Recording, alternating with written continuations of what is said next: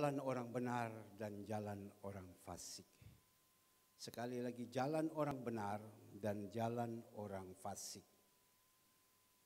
Berbahagialah orang yang tidak berjalan menurut nasihat orang fasik, yang tidak berdiri di jalan orang berdosa, yang tidak duduk dalam kumpulan pencemooh, tetapi yang kesukaannya ialah Taurat Tuhan, dan yang merenungkan Taurat itu siang dan malam.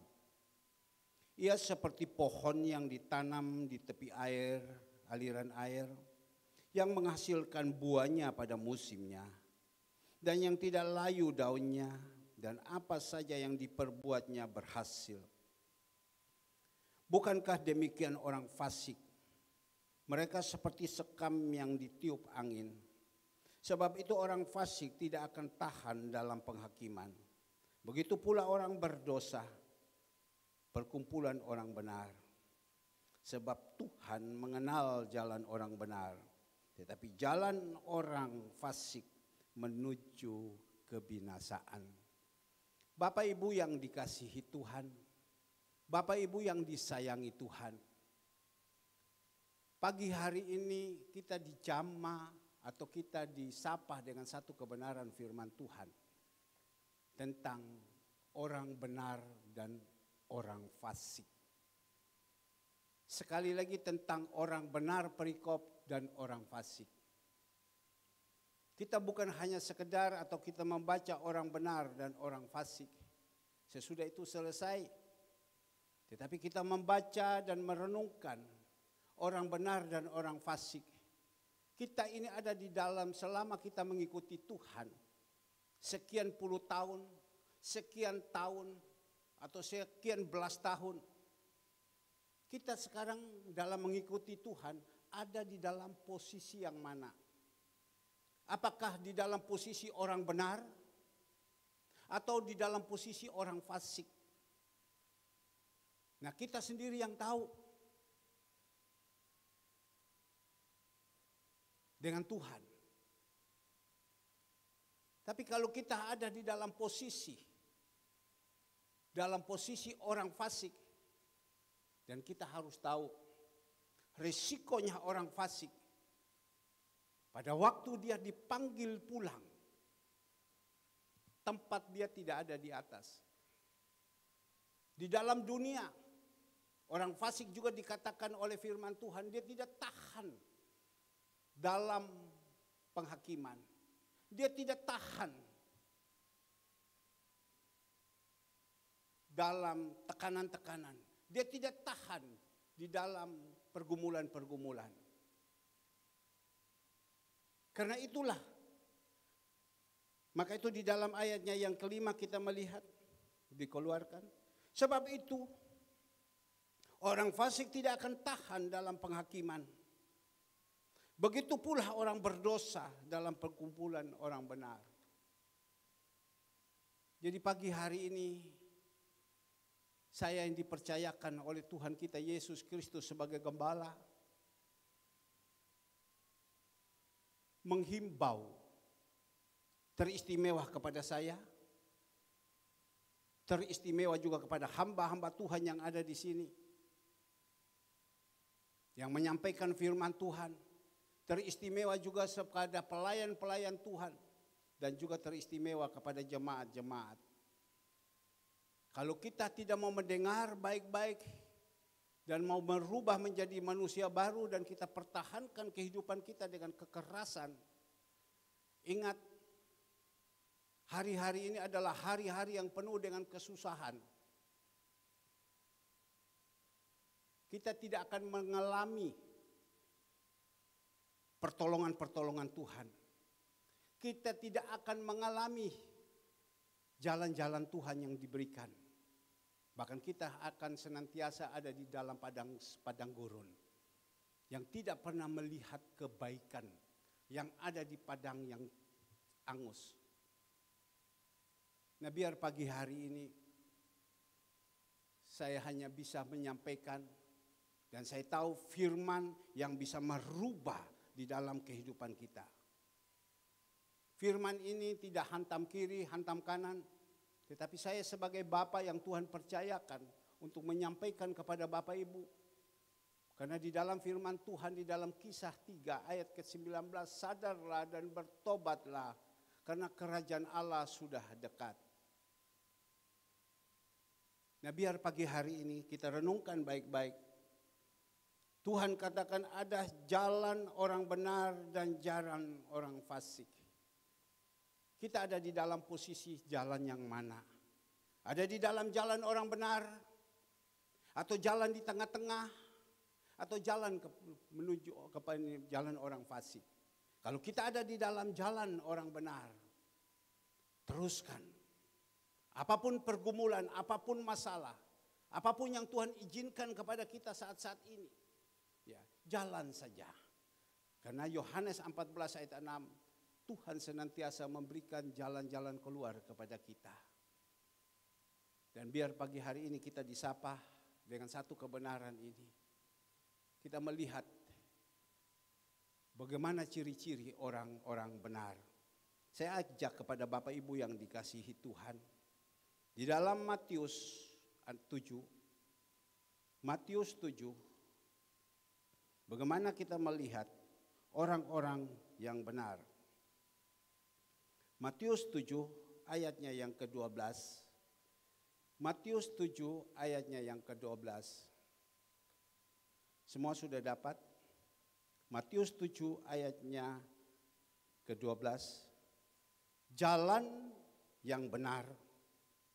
Segala sesuatu yang kamu kehendaki supaya orang berbuat kepadamu, perbuatlah demikian juga kepada mereka. Itulah isi seluruh hukum Taurat dan kitab para nabi. 13, masuklah melalui pintu yang sesak itu, karena lebarlah pintu dan luaslah jalan yang menuju kepada kebinasaan, dan banyak orang masuk melaluinya.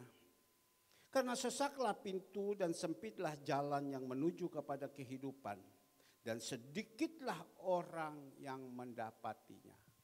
Jadi Tuhan mengatakan kepada murid-murid pada 2000 tahun yang lalu, dia berbicara tentu pada waktu itu murid-murid dalam mengiringi dia dan dia mengajar kepada mereka. Supaya murid-murid ini mereka harus ada di dalam satu jalan yang benar. Dan dia katakan di dalam jalan yang benar, tolong dikeluarkan ayatnya yang ke-12. Ayatnya yang ke-12, segala sesuatu yang kamu kehendaki supaya orang perbuat kepadamu, perbuatlah demikian juga kepada mereka. Itulah isi hukum Taurat dan kitab para nabi. Banyak sekali orang kepingin hidupnya dilayani atau dilakukan yang baik, diperhatikan dan lain-lain. Tetapi firman Tuhan mengatakan bagaimana kita mau diperhatikan orang, kita mau diperhatikan kepada Tuhan kita Yesus Kristus di surga. Kalau kehidupan kita sendiri tidak bisa menjadi baik.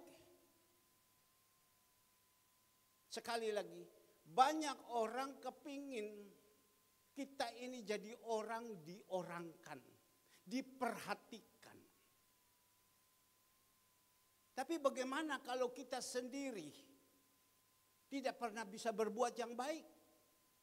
Maka itu pagi hari ini disapa oleh Tuhan kita Yesus Kristus. Dikatakan di sini, segala sesuatu, tolong kalau bisa tulisan yang besar ya. Segala sesuatu yang kamu kehendaki supaya orang berbuat kepadamu, perbuatlah demikian juga kepada mereka. Itulah isi seluruh hukum Taurat dan kitab para nabi. Jadi kalau kita ini mau diperhatikan orang, mau disayangi orang, mau ditolongi orang, teristimewa oleh Tuhan kita Yesus Kristus, jadilah kita orang yang benar. Jadilah kita manusia-manusia yang berkenan. Karena di dalam Mazmur 127, tolong dikeluarkan di Mazmur 127 ayatnya yang kedua, Mazmur 127 ayat kedua. Ya. Sia-sialah kamu bangun pagi-pagi dan duduk-duduk sampai jauh malam dan makan roti yang diperoleh dengan susah payah, sebab ia memberikannya kepada yang dicintainya. Karena dia memberikan kepada siapa? Orang yang dicintainya. Bahkan bukan hanya dicintainya saja, pada waktu tidur pun juga karena dia dicintai, Tuhan memberikan. Maka itu Bapak Ibu yang dikasihi Tuhan, kalau kita mau supaya di dalam pandemi atau COVID-19 yang saat ini sedang betul-betul dalam kesusahan, ayo Tuhan izinkan semua kesusahan-kesusahan ini. Tuhan izinkan persoalan-persoalan ini. Tuhan izin dalam kekacauan-kekacauan seperti ini. Supaya apa? Kita lebih banyak dekatkan diri kepada Tuhan. Dekatkan diri kalau hanya sekedar kita datang ke gereja saja. Tetapi tidak ada perubahan di dalam hidup kita juga sama nol. Kalau kita hanya sekedar melayani saja Tuhan. Tetapi hidup kita tidak ada perubahan juga nol.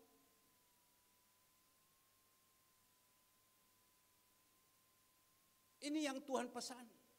Karena Tuhan tidak pernah kepingin anak-anaknya itu susah. Kita hidup itu ada punya pengharapan. Pengharapan itu daripada Tuhan. Maka itu jadilah kita orang-orang benar.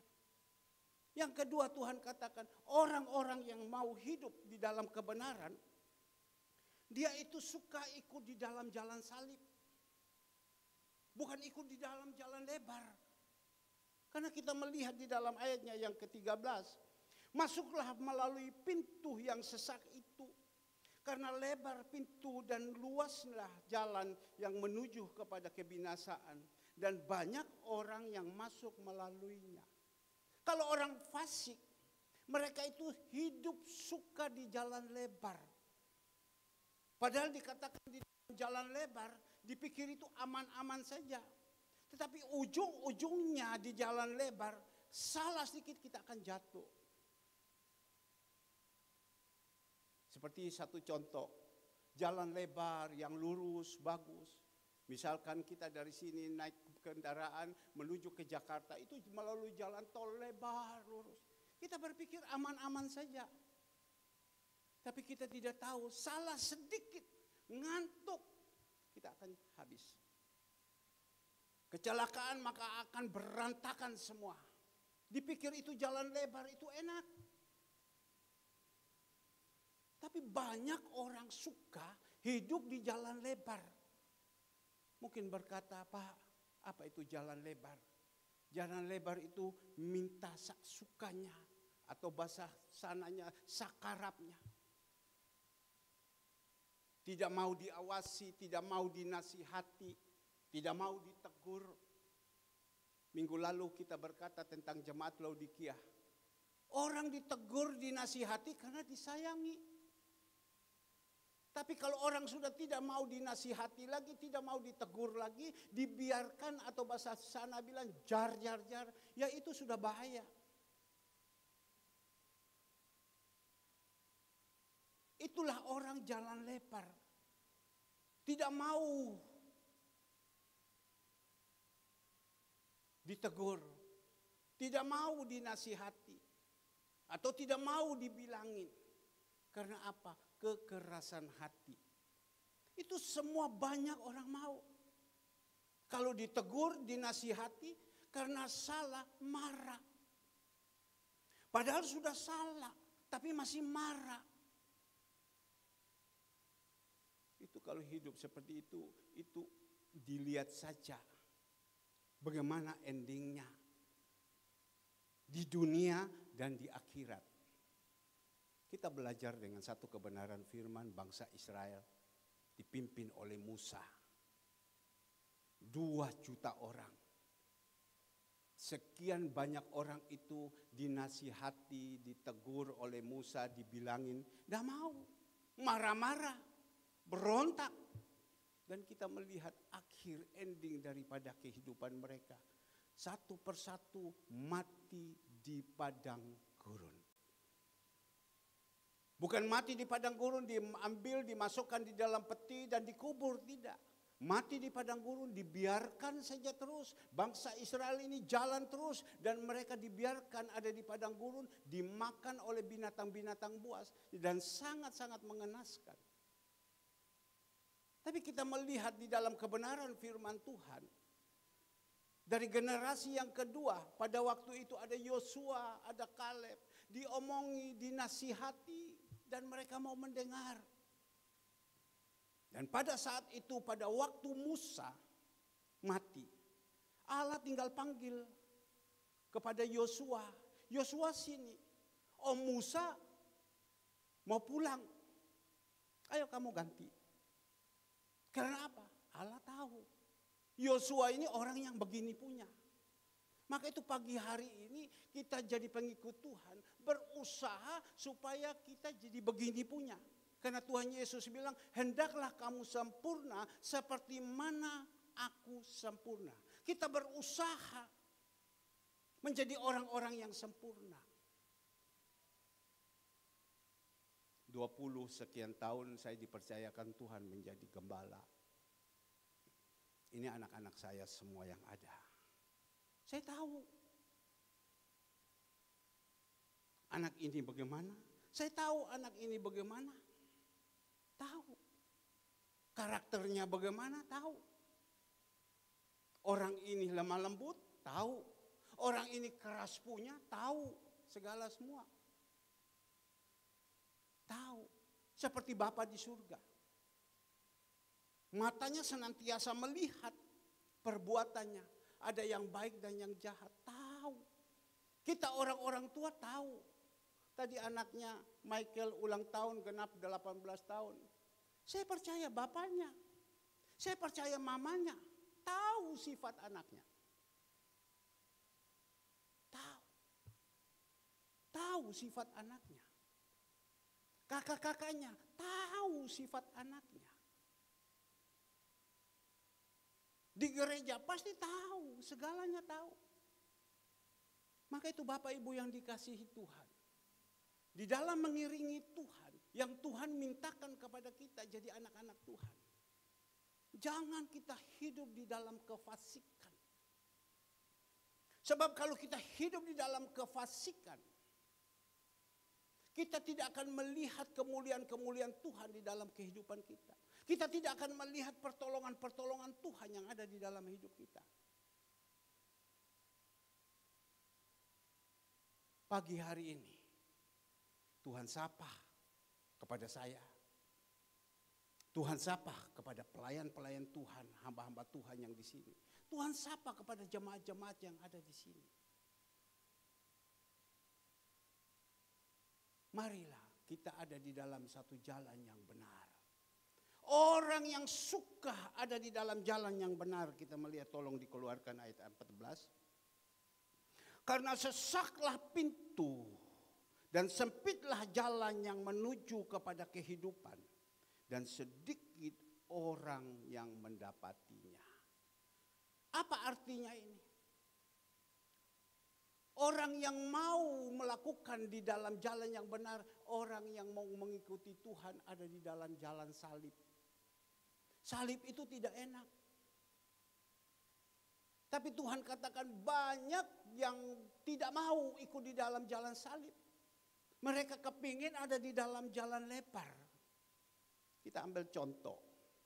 Beberapa saat yang lalu kita mau beribadah kita beribadah jam 5 pagi.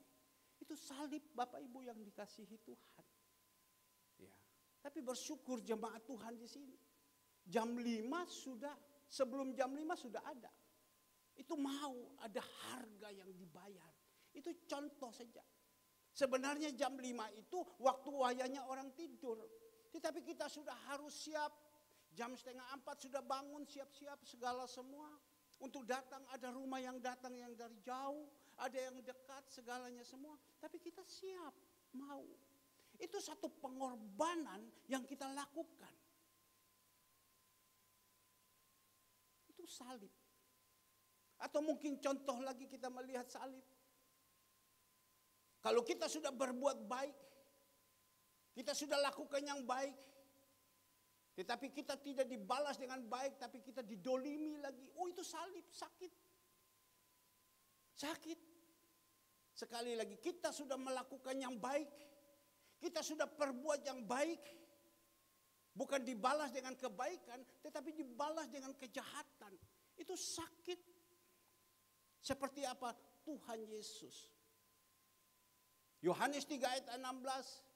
Dosanya manusia yang begitu banyak. Allah korbankan anaknya yang tunggal, yaitu Tuhan Yesus, datang ke dunia.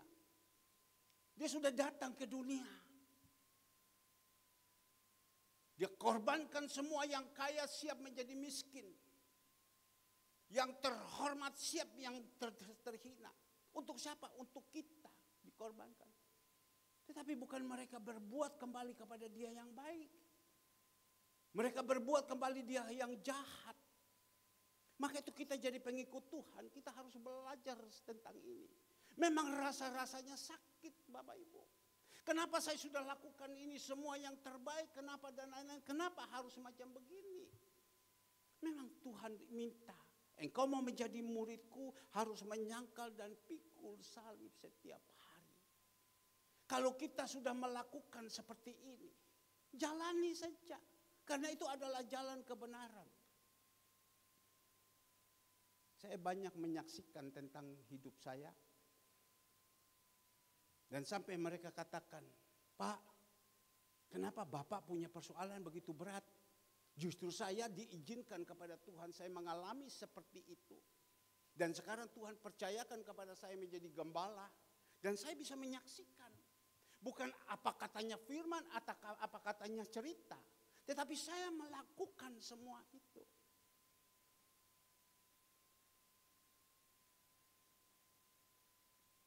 Saya dipanggil Tuhan melayani. Dari 7 keluarga, saya paling terkecil. Saya itu seolah-olah dibuang. Dibuang. Dari 6 keluarga itu singkirkan saya. Tetapi ada satu yang namanya Ruben. Pada waktu zaman Yusuf, yang masih mau memperhatikan kepada Yusuf. Tapi yang lain semua itu mereka diizinkan Allah buang kepada saya.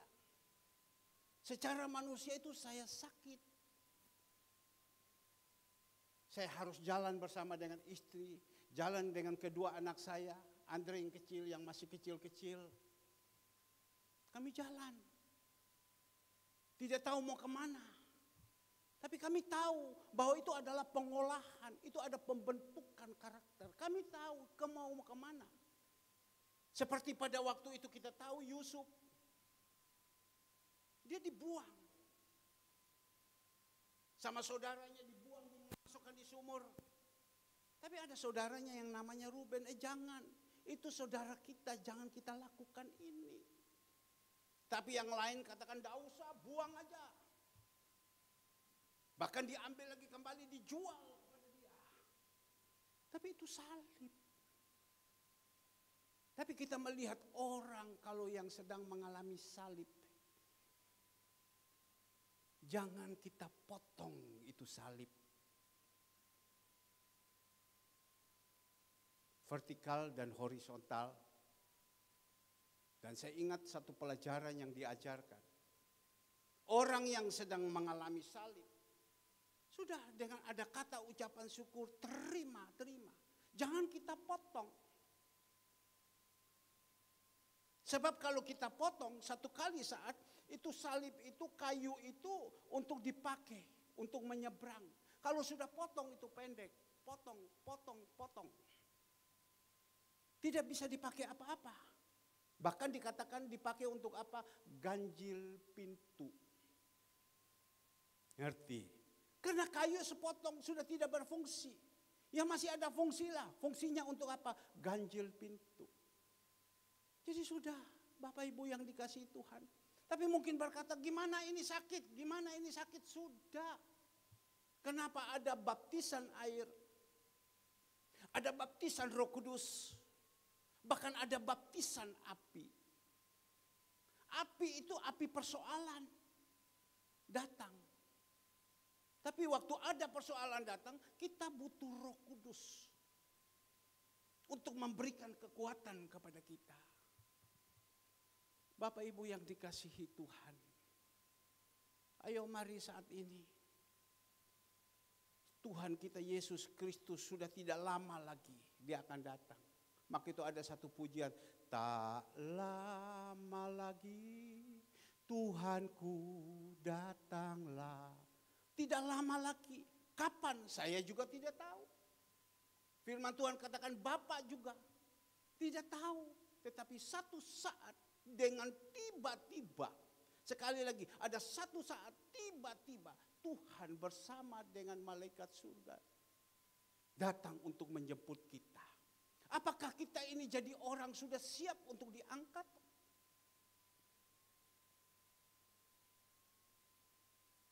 Nah Bapak Ibu yang dikasihi Tuhan, saat ini kita merenungkan baik-baik. Kita sekarang ada di dalam jalan posisi mana? Ada di dalam jalan yang benar? Kalau kita ada di dalam jalan yang benar, teruskan. Jalan saja. Keadaan saat ini dalam keadaan pandemi atau COVID-19 banyak yang susah. Banyak yang bangkrut. Banyak yang sakit. Banyak yang mati.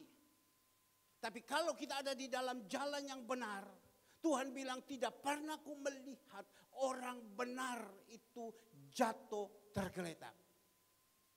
Katakan amin. Tidak pernah ku melihat orang benar itu jatuh tergeletak. Karena orang benar pada waktu dia mau jatuh ada tangan Tuhan yang menopangnya. Saya tidak berkata saya ini benar. Tetapi yang bisa menilai kepada saya benar dan tidak itu adalah Tuhan kita Yesus Kristus. Tetapi sedikit saya mau memberikan contoh. Dan tadi pagi saya ingat tentang benar ini pertolongan Tuhan. Jarang sekali sesudah ibadah saya panggil kepada Pak Daniel duduk di kantor untuk berbicara. Jarang. Kecuali kalau betul-betul itu masalah yang betul-betul gawat. Atau masalah ini betul-betul orang katakan ruwet. Saya panggil Pak Daniel dan saya ajak berbicara. Tapi pada satu saat saya bisa panggil dia. Ayo Pak Daniel kita ke kantor. Ayo Pak Daniel kita ke kantor. Sampai di kantor saya ajak dia berbicara. Waktu ajak berbicara mohon maaf. Tiba-tiba perut saya ini sakit. Dan saya pamit kepada Pak Daniel tolong ya tunggu sebentar. Saya ke belakang dulu. Persis dari kantor sebelah itu kamar mandi. Waktu saya bangun saya sudah mulai sempoyongan. Mulai saya goyang, saya pegang. Saya tidak sadar saya sudah ada di pintu kamar mandi. Dan saat itu saya sudah tidak kuat. Saya hanya berkata, Pak Daniel, saya tidak kuat kok, saya pusing. Waktu saya katakan saya tidak kuat atau saya pusing, tiba-tiba saya udah geplak. Tapi waktu geplak firman Tuhan bilang tidak sampai tergeletak. Karena Tuhan kita Yesus Kristus sudah siap ada pada Daniel. Pada waktu saya tergeletak baru mau jatuh, disinilah saya diangkat. Tidak sampai kepala saya kena di semen atau kena di tembok. Kepala saya ada di tangannya Pak Daniel. Jadi seolah-olah tangan Yesus sudah pakai. Nah inilah yang saya berenungkan. Saya tidak berkata saya benar, tetapi saya mau berdoa Tuhan kalau bisa jadikan saya manusia benar. Saya harus terus berusaha. Saya minta Roh Kudus kuatkan saya. Engkau ada di dalam hidup saya. Sehingga waktu saya menghadapi masalah-masalah, pergumulan-pergumulan, cercaan-cercaan, maki-maki dan lain-lain segala semua. Saya tetap bisa mengucap syukur karena ada Roh Kudus. Saya tidak akan mampu. Tapi kita melihat ada tangan yang menopang. Nah inilah. Tidak sampai tergeletak. Seandainya saya tidak disertai, pada waktu itu tinggal jatuh. Langsung stroke. Langsung saat itu juga mati. Tapi ada tangan Tuhan. Barusan sepupu saya punya istri meninggal waktu ada di Kembang Kuning. Ya namanya kita ini sudah umur. Saya sudah umur 61. Kemarin teman saya ada bikin kelompok kecil di dalam grup. Dan hamba-hamba Tuhan yang dimasukkan. Ada hamba Tuhan yang sudah umur 74. Ada hamba Tuhan yang, tapi saya 61. Saya berpikir saya sudah umur 61 juga. Cuma belum jadi opa. Akan menjadi opa satu saat. Pada waktu kubur di sana tidak banyak orang. Saya sedang berdiri di kuburan, dipegang situ. Kok kepala saya pusing. Pada waktu saya bilang, kepala saya pusing. Saya lihat di belakang, Alfred sudah datang pegang kayak gini. Ya, aduh saya bilang, ada anak saya di belakang sudah mulai jaga. Oh, saya merenungkan, iya. Ada tangan Tuhan. Maka itu Bapak Ibu yang dikasihi Tuhan. Mari kita berusaha jangan jadi orang fasik. Kita harus berusaha dalam mengikuti Tuhan. Jadilah orang benar. Kalau orang-orang fasik itu siapa? Ciri-ciri daripada orang fasik. Ada 7 jemaat yang ada di kitab Wahyu.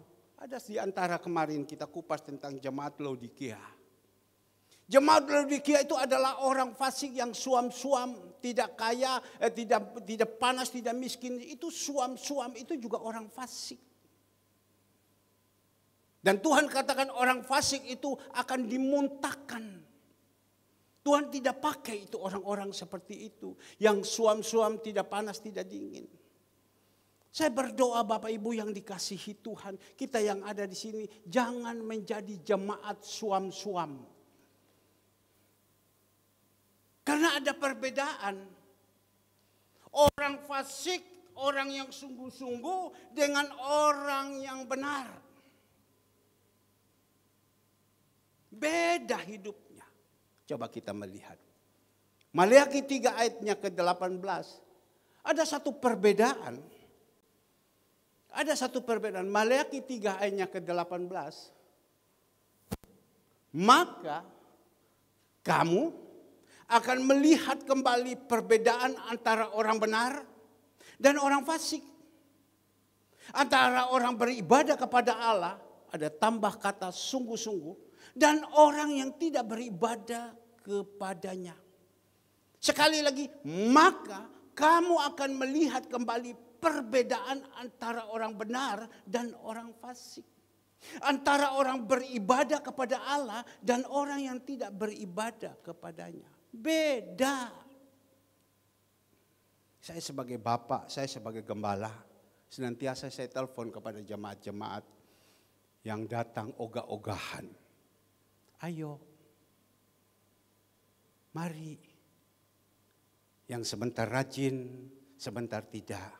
Wayane enak, datang. Wayanya tidak enak, tidak datang. Lihat beda. Kemarin saya ada telepon karena saya ada mendapatkan satu WhatsApp. Bahwa di Pulau Bali dan Pasar, kelurahan-kelurahan, RT, RW, itu COVID itu begitu hebat menyerang. Bahkan di Bali supaya jangan cacat namanya, katanya. Kalau ada orang meninggal, langsung mereka punya adat langsung dibakar. Dan tidak terlalu dimuat di surat kabar. Karena di sana daerah para wisata. Waktu saya membaca, saya coba telepon kepada orang saya yang ada di sana. Yang biasa kalau saya ke sana dia pasti menjemput saya dan lain-lain. Pada waktu saya telepon, yang dia berbicara saya tanya keadaan, bagaimana keadaan kamu di sana? Yang dia jawab, aduh susah, mati sudah kita, gimana kita makan? Aduh susah. sepi. Tidak tahu mau jadi apa. Yang ada itu persungutan tok. Nah itulah orang fasik. Saya hanya ngomong kepada dia, inilah saya bilang. Kalau kamu mau cari Tuhan. Supaya jangan ada terjadi persungutan-persungutan di dalam hidup ini. Berapa banyak orang kalau dikatakan, aduh mati sudah. Terjadilah apa yang kau katakan. Nah Bapak Ibu yang dikasihi Tuhan, jangan sekali-kali keluar dari mulut kita, mati. Sebab firman Tuhan mengatakan, apa yang kau katakan itu terjadi. Karena apa? Kerohaniannya tidak bagus. Dia bukan datang mencari manusia. Dia bukan datang mencari Tuhan, tetapi dia datang mencari manusia. Jadi tidak ada damai di dalam hidupnya. Jadi saya berpikir inilah orang fasik. Inilah orang dunia. Kita melihat Yeremia 17 ayatnya yang kelima, tolong dikeluarkan. Yeremia 17 ayat kelima. Bagaimana kita melihat Yeremia 17 ayat kelima? Beginilah firman Tuhan. Terkutuklah orang yang mengandalkan manusia. Yang mengandalkan kekuatannya sendiri. Dan yang hatinya menjauh daripada Tuhan. Jadi orang yang mengandalkan manusia, mengandalkan kekuatan sendiri, hatinya menjauh daripada Tuhan. Tuhan katakan terkutuklah. Saya sebagai gembala di tempat ini, saya menghimbau kepada Bapak Ibu dalam keadaan saat ini yang betul-betul krisis yang luar biasa. Itu Tuhan izinkan 270 sekian negara sudah terkena semua seperti ini. Negara-negara banyak yang bangkrut. Perusahaan-perusahaan tidak usah berbicara di luar, yang di dalam ini sudah banyak yang hancur. Sudahlah, jangan kita andalkan kekuatan kita. Jangan kita andalkan manusia. Kita andalkan Tuhan. Berusaha hati kita ini banyak dekat sama Tuhan. Karena dia katakan di sini, dan yang hatinya menjauh daripada Tuhan. Ada berapa banyak orang untuk datang beribadah saja malas. Tidak mau. Dia berpikir saya lagi kerja. Bapak Ibu yang dikasihi Tuhan, saya tidak larang Bapak Ibu bekerja. Firman Tuhan sudah mengatakan hari pertama sampai dengan hari yang ketujuh itu Tuhan sudah siapkan semua. Tapi hari yang tenang, hari Sabat itu untuk kita datang kepada Tuhan. Mari kita pakai hidup ini. Ya. Tetapi saat ini kita juga diizinkan hari-hari tengah, pagi-pagi itu semua kita datang cari dia. Jangan kita berpikir tidak ada guna. Bapak Ibu sangat-sangat berguna. Berusaha hati ini jangan jauh daripada Tuhan. Karena orang yang jauh daripada Tuhan, Tuhan katakan terkutuk dia. Saya tidak bisa berbicara banyak kepada Bapak Ibu. Saya hanya bisa menyampaikan kebenaran saja. Karena saya tahu pada waktu itu Saulus, siapa yang bisa berbicara kepada dia? Hidupnya, pikirannya, hatinya penuh dengan kejahatan. Tetapi dia hanya bisa berubah pada waktu dia bertemu dengan Tuhan kita Yesus Kristus di Damsyik. Di situ dia berubah. Kita ini bisa berubah pada saat kita mendengar ini firman Tuhan. Bisa kita berubah. Kapan berubahnya tidak tahu. Pokoknya sekarang kita sudah berubah. Sekarang, saya kok sudah begini. Sekarang saya kok sudah begini. Kenapa? Karena firman. Maka itu firman Tuhan bilang ada dua macam dasar. Dengar firman dan melakukan ibarat seperti rumah yang dibangun di atas batu karang yang kuat. Ini firman. Maka sebelum kita sampaikan firman, kita berdoa sama Tuhan. Tentu saya mau menyampaikan firman Tuhan, saya sudah merenungkan. Bapa yang ada di dalam surga, anak-anakku perlu dimakankan apa? Bukan saya ambil firman Tuhan ini, ini firman ini saya hantam di situ. Saya hantam di situ. Udah jadi. Itu kembali. Firman Tuhan itu bukan untuk dihantam-hantam. Firman Tuhan itu untuk jadi berkat. Saya merenungkan. Apa ini? Sudah ada beberapa ayat yang saya dapat. Tapi satu saat pagi-pagi Tuhan hanya kasih ingat. Jalan orang benar dan jalan orang fasik beda, Tuhan bilang. Oh sudah. Ayub 1 ayat 1.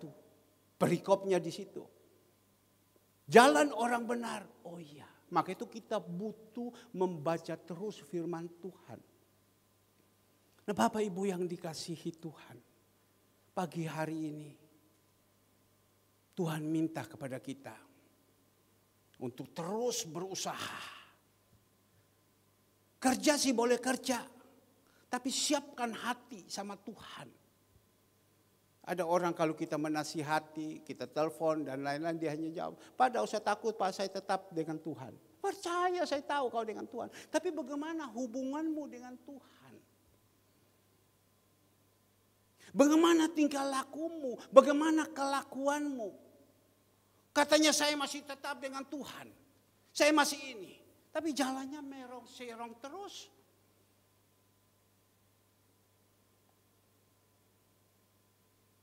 Itu bukan dengan Tuhan.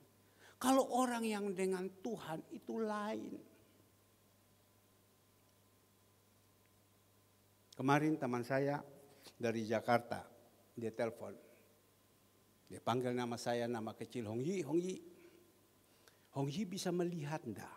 Kalau berbicara dengan orang, orang ini lahir baru apa tidak? Saya tanya kepada dia. Bagaimana kamu? Kamu bisa melihat enggak? Kalau kau berbicara dengan orang ini, bagaimana orang ini lahir baru atau tidak? Wah, saya belum dapat, dia bilang. Ya, saya bilang harus dapat. Sebab kita menjadi anak Tuhan. Tuhan sudah ada dalam hidup kita, dia akan memberikan karunia-karunia. Bisa tahu orang ini sudah lahir baru apa tidak. Bisa tahu orang ini bohong apa tidak. Bisa tahu segalanya, semua tahu. Bagaimana kalau Hongyi lihat, ini teman si A ini. Saya tidak mau menghakimi. Haknya Tuhan. Tetapi bagaimana? Dia terus dedak saya. Ya, saya bilang orang yang akan masih duniawinya tinggi gimana? Oh iya betul. Lain. Ada beda. Dan Tuhan mintakan kepada kita hari ini. Berusaha supaya kita jadi anak Tuhan. Ya, ada di dalam jalan yang benar. Kalau kita sudah ada di dalam jalan yang benar, tidak usah kita takut. Maka itu di dalam gereja nyanyi, tak usah ku takut. Tidak usah takut. Dia pasti menolong dan membuka jalan bagi kita.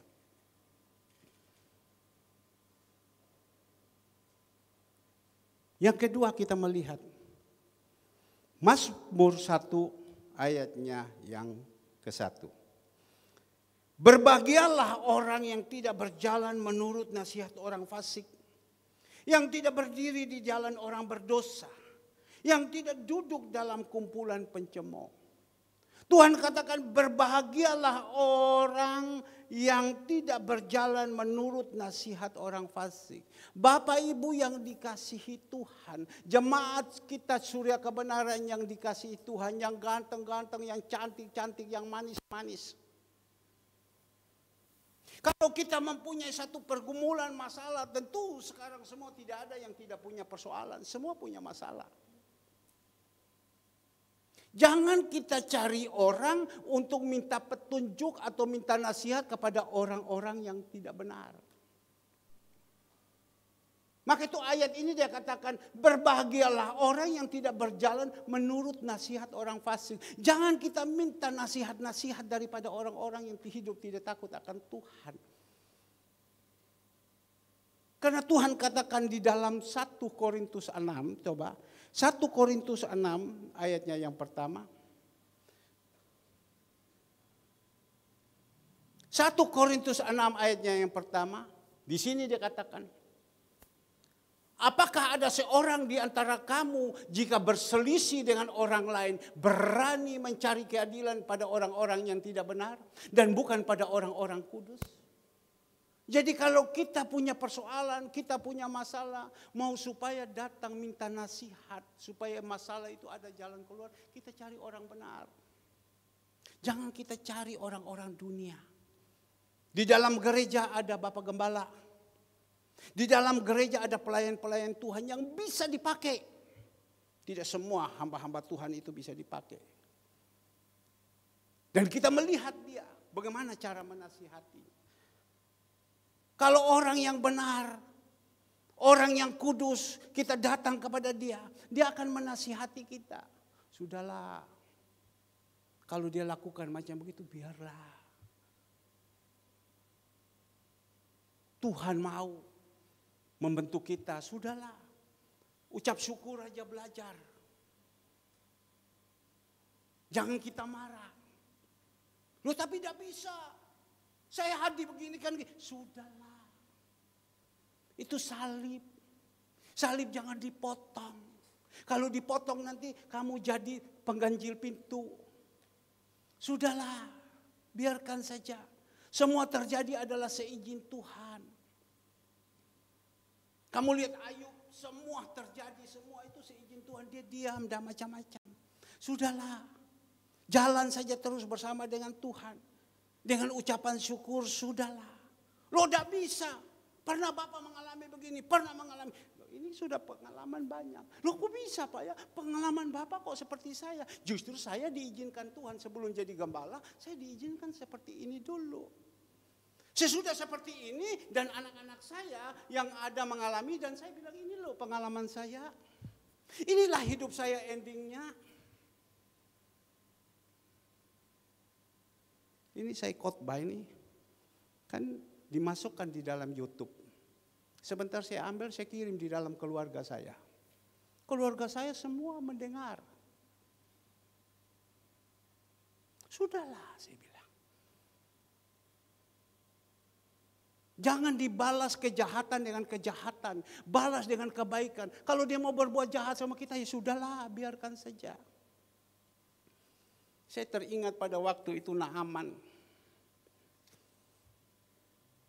Pada waktu dia penyakit kusta. Mau minta pertolongan di mana? Bingung. Tapi untung pada waktu itu di rumah Naaman. Ada satu pembantu kecil. Pembantu kecil ini bicara kepada istrinya. Ibu, Bapak ini penyakit kusta. Tidak ada obat. Hanya satu-satu kalau bisa suruh dia pergi ke Israel sana. Ketemu dengan namanya hamba Tuhan. Namanya Elia. Pergi ke sana. Sudah sampai di sana dan di situ dia nurut.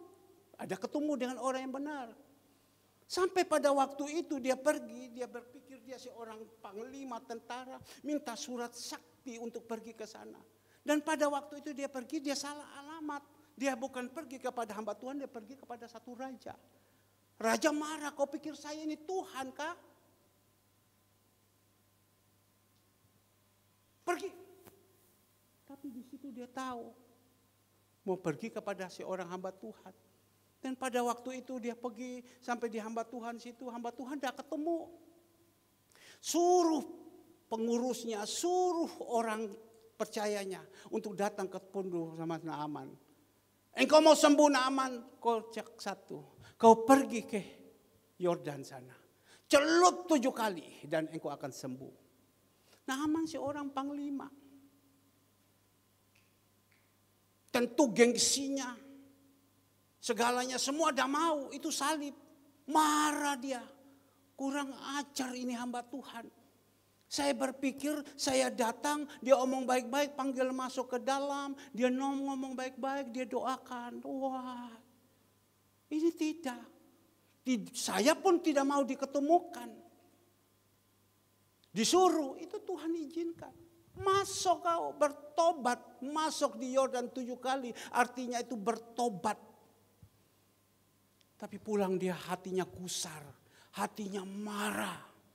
Tapi ingat, ada orang yang benar yang ngomong.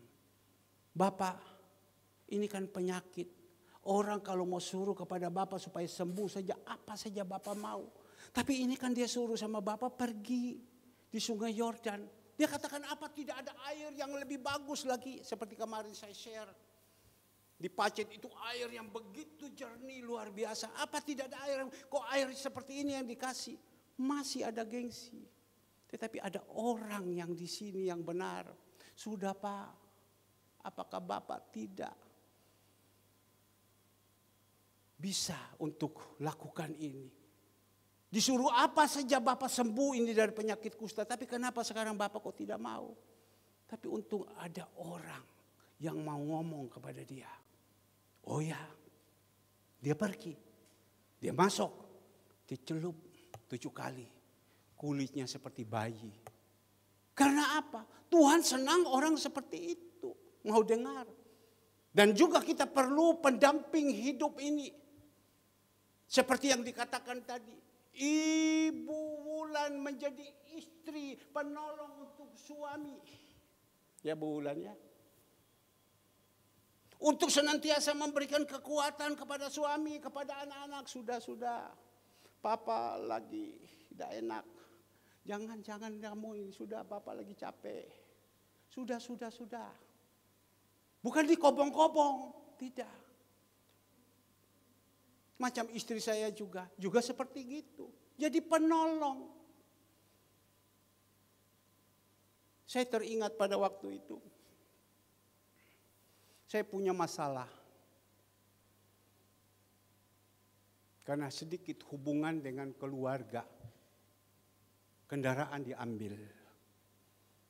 Biasanya naik kendaraan, tiba saat itu kendaraan diambil. Jadi susah, tidak ada kendaraan. Mau pergi kendaraan tidak ada, mau pergi sekolah Alkitab tidak ada kendaraan. Ini manusia daging. Dah kuat, kendaraannya dibawa lari. Biasanya ada di posisi atas dibuat macam begitu, itu sakit.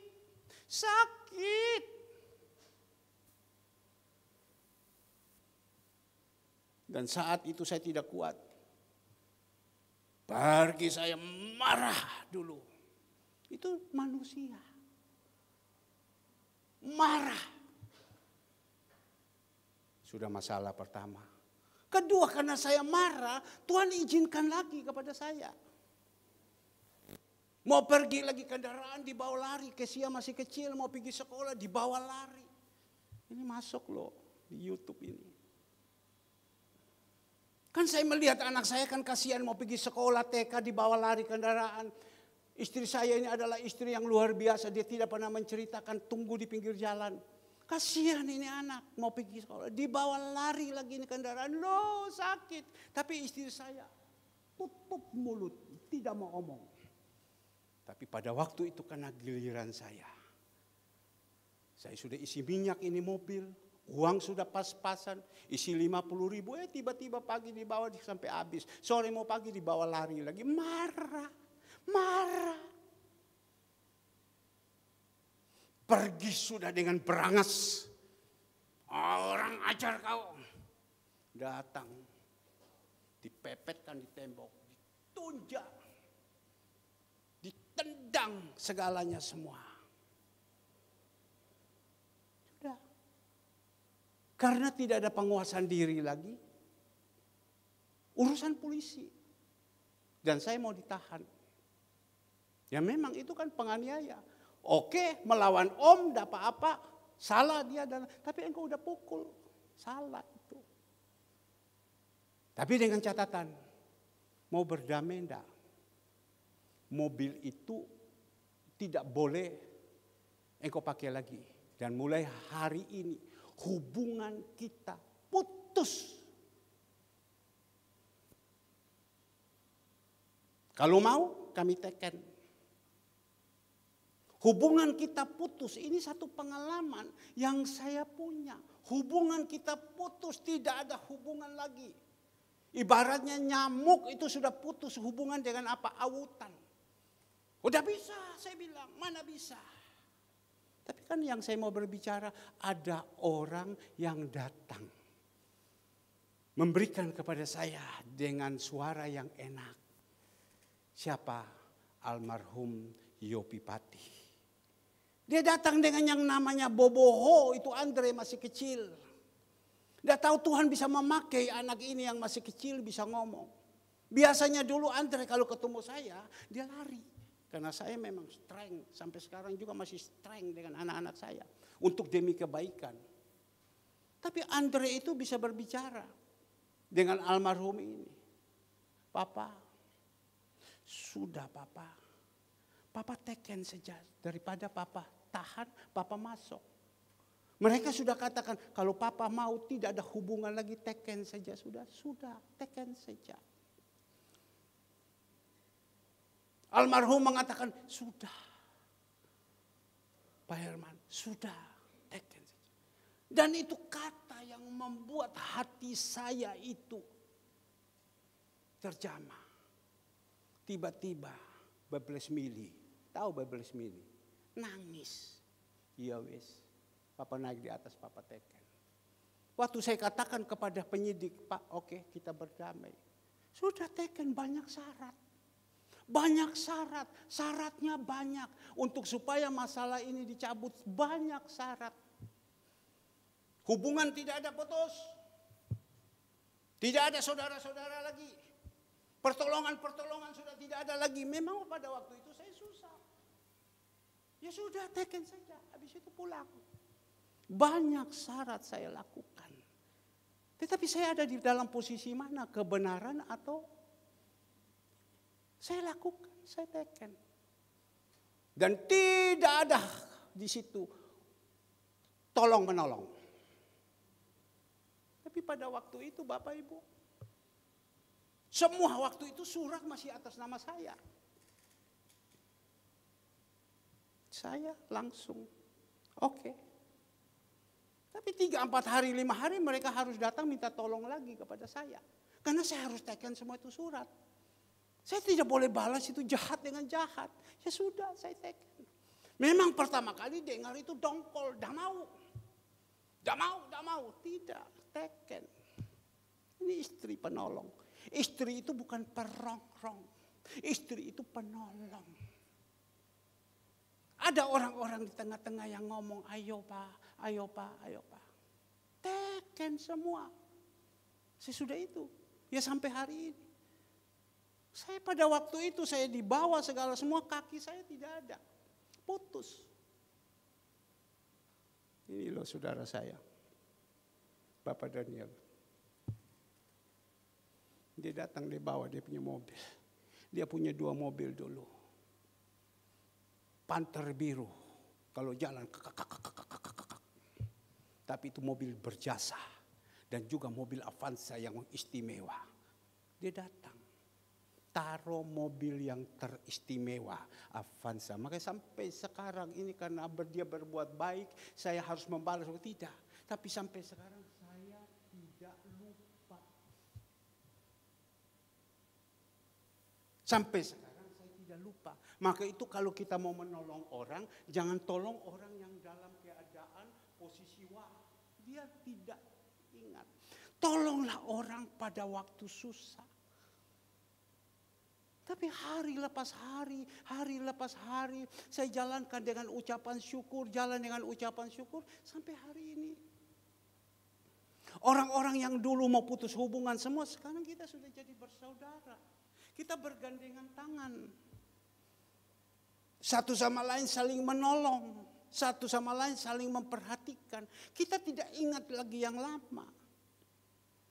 Jangan kita jadi orang sumpah 7 turunan sampai mati pun saya tidak akan ingat. Saya tidak akan lupa. Kalau saya mau mati, mata saya tidak bisa tertutup kalau begini. Tidak. Sudah. Lot itu masih lihat ke belakang, dia jadi tiang garam. Sekarang siapa? Ya Tuhan senantiasa menolong. Maka itu Bapak Ibu yang dikasihi Tuhan. Semua kita diizinkan harus menghadapi semua itu. Kalau ada yang saat ini mendolimi kita, ya wes itu memang Tuhan izinkan. Karena mau merubah karakter sifat kita. Wes sudah. Ada firman Tuhan mengatakan. Galatia 6 ayat ke-7 coba dikeluarkan. Galatia 6 ayatnya yang ke-7. Galatia 6 ayatnya yang ke-7. Jangan sesat. Allah tidak membiarkan dirinya dipermainkan karena apa yang ditabur orang. Itu juga yang akan dituainya. Jadi berusaha jadi orang hidup ini belajar untuk ada satu tabur, ada satu tuai. Tentu kalau kita tabur yang benar, kita akan tuai yang benar. Kita tabur yang salah, kita akan tuai yang salah. Inilah di dalam gereja. Hamba Tuhan gembala harus memberikan makan kepada anak-anak kita. Sebab kalau kita salah, kita tabur. Habis, tuainya binasa. Saya merasakan sekarang hidup saya, tanda kutip bukan kaya, tidak. Cukup. Mau makan ada, semua cukup. Anak-anak dalam posisi baik, semua hidup takut akan Tuhan. Semua hidup dalam penyertaan Tuhan, dikasih kesehatan yang baik. Yang teristimewa karena ada kebenaran. Yesaya 32 ayat 17, di mana ada kebenaran, di situ ada damai sejahtera. Setiap hari itu ada damai di dalam hidup saya. Tadi malam saya sempat berbicara dengan teman saya. Dia katakan, Hongyi, kamu jadi gembala tidak pusing ya? Saya bilang enak, enjoy. Kadang ya mengalami domba-domba, ada yang nakal, ada yang tidak. Tetapi itu adalah salib untuk saya. Tetapi saya tahu saya bisa sabar. Dia salah, saya tegur untuk demi kebaikan. Tapi bagaimana dengan melayani pemusik segala pelayan-pelayan Tuhan? Oh, saya bilang indah-indah semua. Saya bilang saya punya anak-anak. Semua anak-anak saya ini begini-begini semua. Anak-anak mana dia bilang? Saya bilang anak-anak di dalam gereja ini begini-begini semua.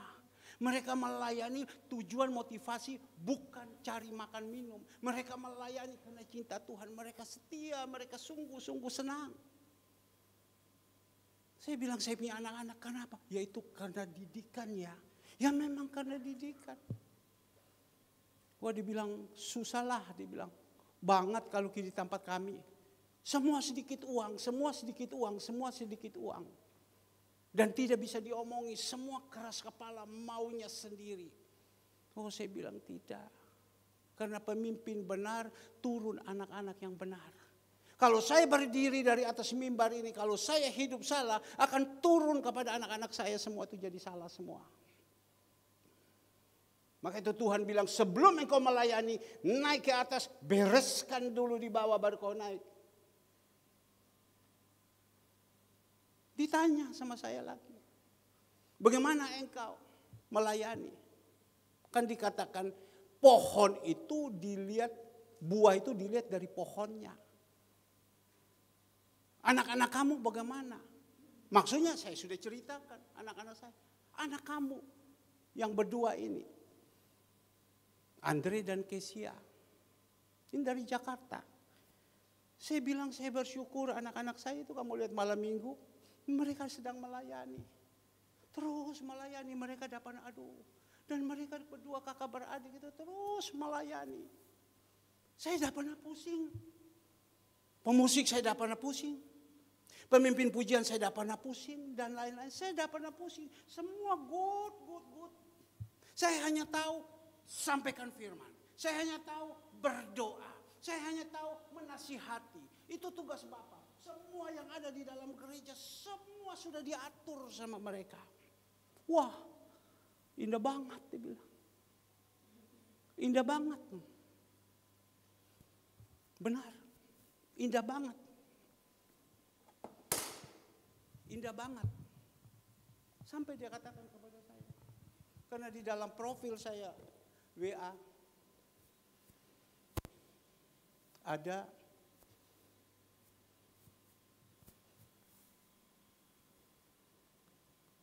foto keluarga saya. Dan apa yang dia katakan kepada saya? Saya minta satu orang untuk membaca di sini. Nol dia ke sini, kamu baca.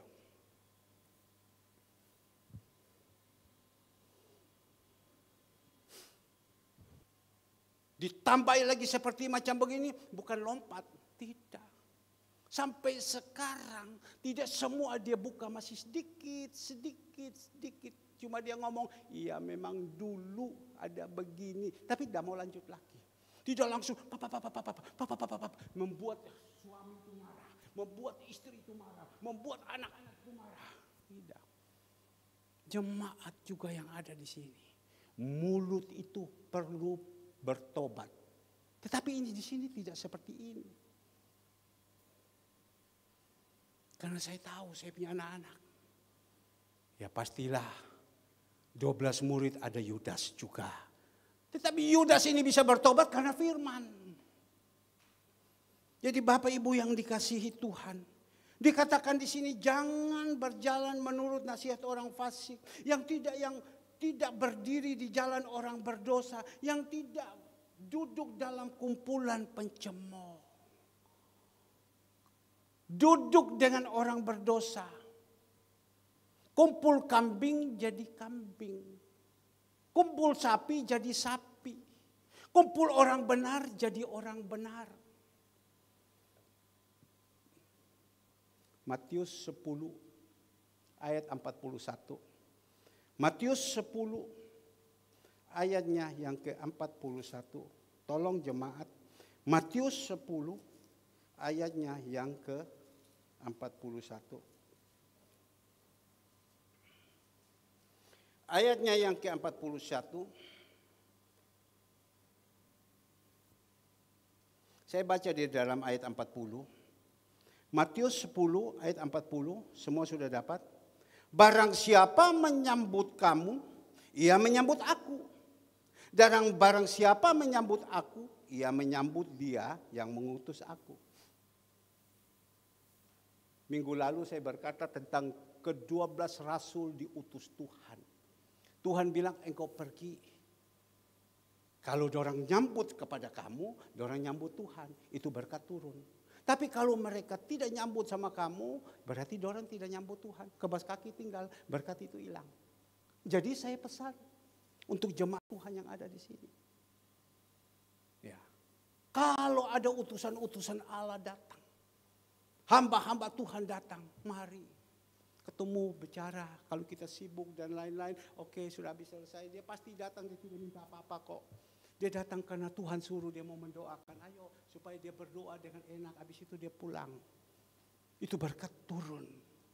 Tapi kalau kita hamba Tuhan datang, kita tidak mau ketemu dan lain-lain, jangan, tidak boleh. Nah ini kan pelajaran, supaya kita tahu. Yang kedua, kita melihat 41. Barang siapa menyambut seorang nabi sebagai nabi, ia akan menerima upah nabi. Dan barang siapa menyambut seorang benar sebagai orang benar, ia akan menerima upah orang benar. Barang siapa menyambut seorang nabi, dia sebagai nabi. Jadi kalau kita jalan bersama-sama dengan hamba-hamba Tuhan yang diberikan Tuhan karunia nabi, dia akan menjadi nabi. Dia diberikan apa? Dia pasti apa itu hamba Tuhan jalan pasti diikuti. Karena itu berkat itu turun terus. Karena dia menyambut. Maksudnya menyambut itu apa yang diomongi hamba Tuhan itu dia mau dengar, dia mau lakukan. Tapi kalau hamba Tuhan itu ngomong kepada dia, nasihat kepada dia, dia marah dan lain-lain, ya sudah. Tetapi kalau dikatakan dia menyambut ini hamba Tuhan, punya karunia nabi pasti. Hamba Tuhan ini orang yang diberkati Tuhan, ada di dalam payung Tuhan, dia pasti. Pasti, itu hukum, itu firman, tidak bisa lari. Saya tidak suruh kepada Bapak Ibu, kalau saya jalan, jemaat Tuhan langsung tidak. Saya hanya kepingin waktu dinasihati, diomongi. Tentu semua, kalau salah, Pak itu salah, tidak apa-apa, saya mau terima. Tapi kalau benar, terima ojo marah. Jangan. Ikutilah jejak. Tuhan Yesus. Sekarang kita mau ikuti Tuhan Yesus, di mana Tuhan Yesus? Dia ada di surga. Wakilnya adalah Tuhan, yaitu adalah gembala yang ada di sini. Kita ikuti jejaknya. Jemaat tidak benar, gembala tidak benar, itu anak-anak rusak semua. Sekali lagi, kalau gembala yang tidak benar, itu anak-anak rusak semua. Karena dia turun semua. Seorang bapak juga yang tidak benar, dia turun sama anak-anak jelek semua. Maka itu dilihat pohon itu, dilihat buahnya. Tapi kalau kita jalan, kumpul dengan orang yang benar, kumpul dengan seorang nabi jadi nabi, ia akan menerima upah nabi. Dan barang siapa menyambut seorang benar sebagai orang benar, ia akan menerima upah orang benar.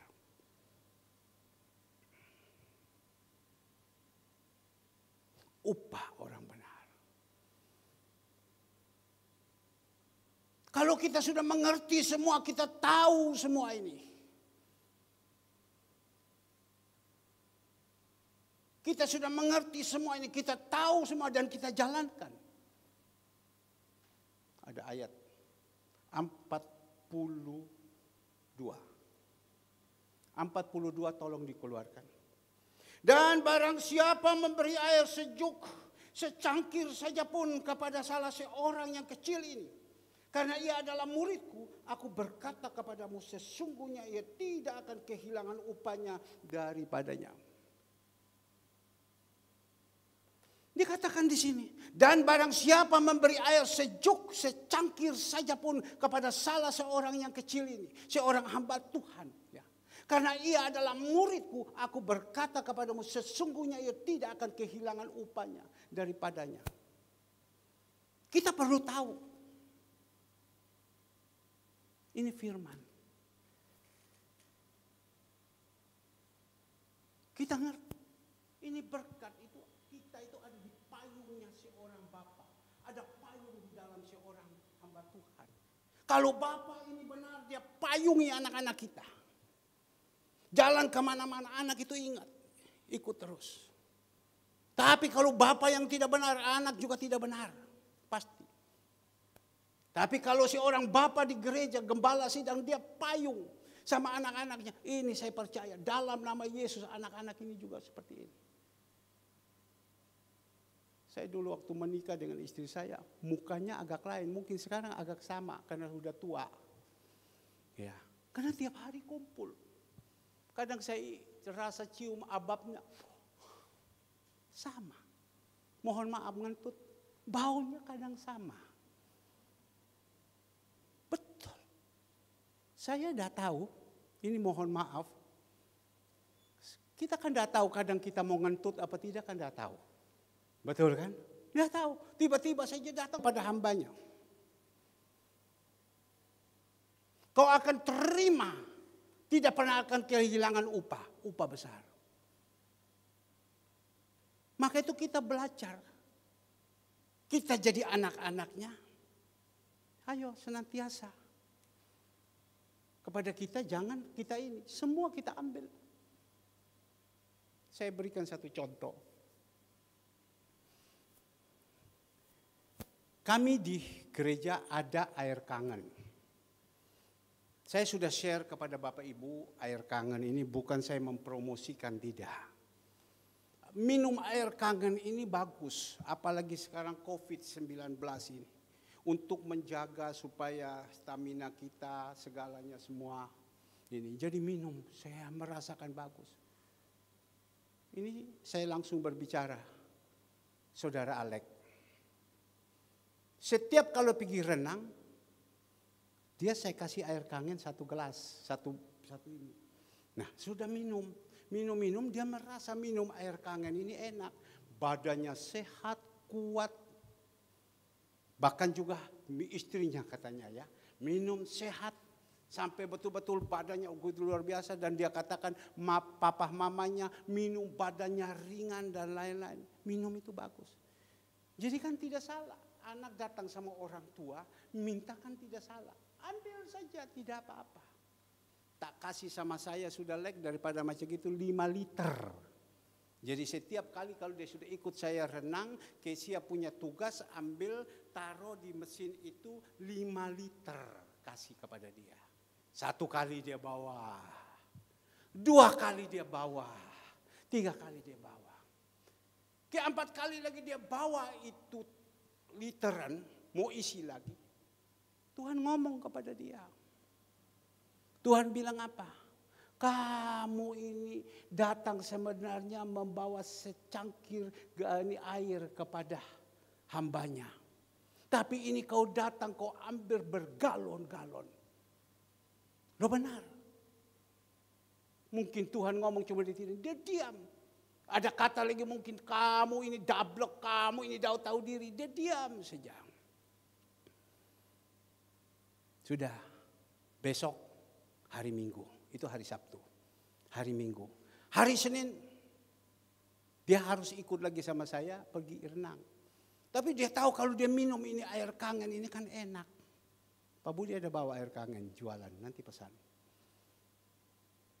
Dia minum ini air kangen enak. Apa yang terjadi Bapak Ibu? Hari Minggu, dia lihat waktu ada selesai ibadah, dia sudah ditegur Tuhan. Bawa minta air kangen di rumahnya hamba Tuhan. Kan tidak apa-apa kan. Tetapi inilah firman yang Tuhan terapkan. Dia melihat ada seorang bapak atau seorang ibu turunkan dari mobil. Bawa ada beberapa galon. Dalam hati, wah orang ini tidak pernah ditegur Tuhan. Ini datang ambil air galon, air kangen lagi.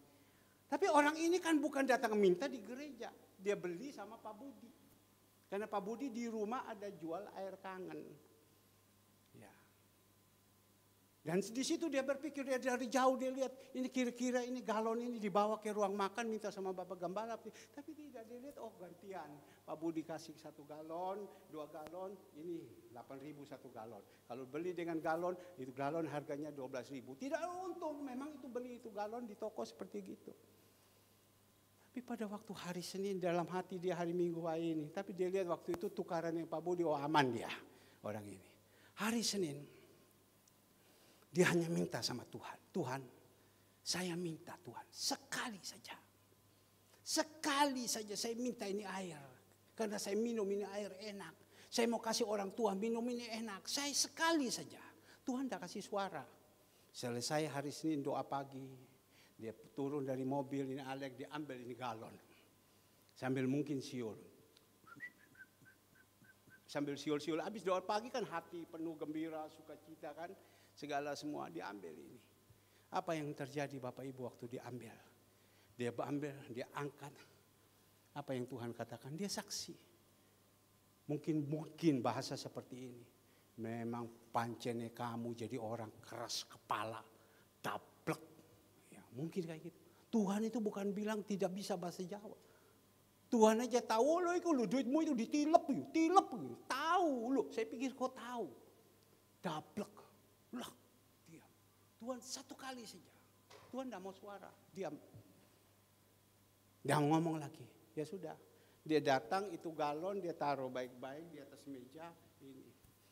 Kesia sudah tahu, Papa mau berangkat, air semua diisi. Kesia mau ambil, Kes enggak, dia bilang, Koko enggak minum lagi. Saya berpikir bahwa air ini tidak cocok untuk dia. Dia sudah tidak mau lagi dan lain-lain segala semua. Ya sudah. Kenapa Lek? Tidak apa-apa. Kenapa? Kamu ngomong ada apa? Apa ini sekarang air ini sudah tidak berfungsi? Dia langsung ngomong sambil bebeles mili. Tahu bebeles mili? Air mata. Mata merah. Aku ditegur Tuhan Om. Aku ditegur. Wes, pokoknya kata tidak enak semua. Wes tidak mau. Jadi sudah. Jadi gimana? Ya sudah saya bilang kalau ditegur Tuhan ya sudah jangan. Tidak boleh. Saya juga tidak boleh. Ya sudah, kalau begitu ini air yang ini untuk minum sambil renang boleh kan? Oh ya ada apa-apa. Tapi ini kalau bawa pulang tidak. Ya sudah, Tuhan hanya ngomong kepada dia, kamu jadi orang hanya tahu minta tok. Ya, bukan saya larang Bapak Ibu minta sama saya tidak, tetapi ini pengalaman. Nanti sebentar selesai tolong tanya sama dia, nanti dia cerita sendiri. Apa yang terjadi? Dia ambil, tidak mau, ya sudah, kasih sama dia. Kau harus punya iman beli. Engkau harus punya iman beli. Nah ini, ya Bapak Ibu, ya sudah. Habis renang semua selesai, saya mandi. Saya mandi bilang, Tuhan bilang, ini dia sudah taat. Engkau harus kasih sama dia ini air. Yang Tuhan bilang bukan masalah airnya, ketaatannya. Ini dia sudah taat, kasih sama dia air. Ya saya bilang, Tuhan dia tidak mau. Sudah kalau dia tidak mau, bilang ini dosa semua kau saya yang tanggung. Saya ngomong selesai, keluar dari kamar mandi, Alek pulang kamu ambil. Saya ngomong sama istri saya suruh isi. Loh jangan om, Tuhan bilang kasih, saya yang tanggung. Karena ini kau sudah taat, ya kalau om yang suruh ya sudah saya terima. Bapak Ibu yang dikasih Tuhan, itu hari Senin atau Selasa saya tidak tahu, atau Rabu itu saya lupa. Tapi Bapak Ibu, udah tahu tiba-tiba dia kasih tunjuk sama saya, om ini ada orang mau jual ini mesin kangen. Ini mesin kangen ini harganya 50 sekian juta. Dia bilang saya ini tidak punya uang. Saya ini ada berkat kebanyakan banyak sekarang saya bantu kepada orang tua saya. Ya dalam keadaan pandemi begini, dalam keadaan situasi kurang baik, saya banyak bantu jadi sekarang saya ini tidak pegang uang. Tapi gimana caranya? Tapi di situ kita melihat kemarin pada waktu saya bilang, ayo kita ke Pacet. Dia katakan kepada saya, aduh om, saya ada rencana mau ketemu dengan orang mesin kangen. Dia, ya sudah saya bilang itu orang mesin kangen, batalkan saja. Nanti sore baru minta ketemu. Sekarang kamu ikut. Dia hanya jawab kepada saya, baik om. Nurut, kami pergi. Tapi sebelum itu saya tiba-tiba Tuhan bilang, angkat telepon sama Alek, tanya itu orang yang jual siapa namanya. Dah tahu saya hubungi. Marganya Simanjuntak. Lo, lai. Marganya Simanjuntak alias orang Batak. Lai. Masih muda. Anak melayani Tuhan. Saya ngomong sama dia, ternyata dia adalah jemaat daripada gereja teman saya Bethel Indonesia. Dan dia cerita, datang sudah kemarin. Berbicara dengan dia. Dia bawa itu alat dan kita berbicara. Dan saat itu saya berdoa kepada dia. Dan membeli ini kan dana kan tidak ada. Hanya sedikit-sedikit saja yang ada. Itu pun juga dipaksa. Apa yang terjadi Bapak Ibu? Itu alat bisa dipindahkan, kasih sama dia. Kemarin saya ada kirimkan di grup. Ya kalau saya tidak salah.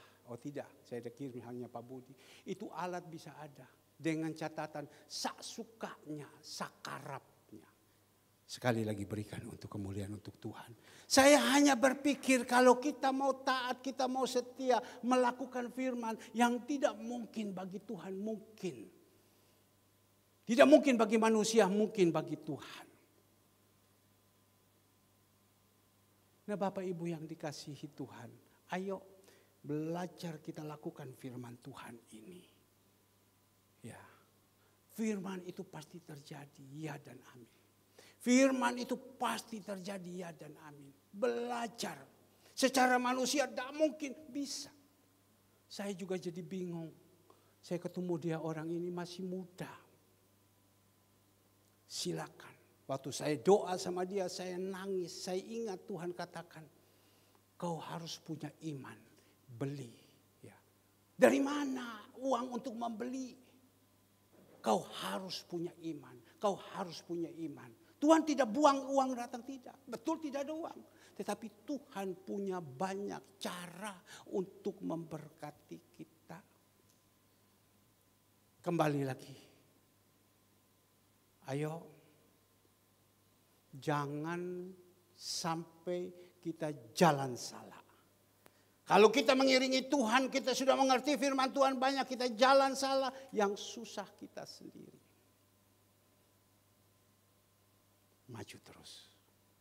Tuhan Yesus memberkati. Saya minta pemusik singer. Bapak